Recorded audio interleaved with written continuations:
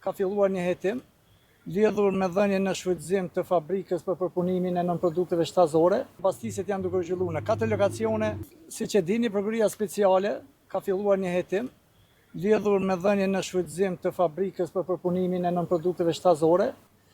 Hetimi është duke u zhvilluar lidhur me dyshimet për dhënien me qirat të kësaj fabrike.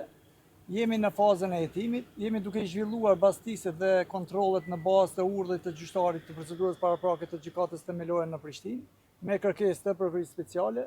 Po ashtu me autorizimin ton, policia së bashku me ne është duke i ndërmarrë të gjitha veprimet e nevojshme me qëllim të sigurimit të informacioneve të nevojshme dhe drejtëzbardhjes së rastit konkret.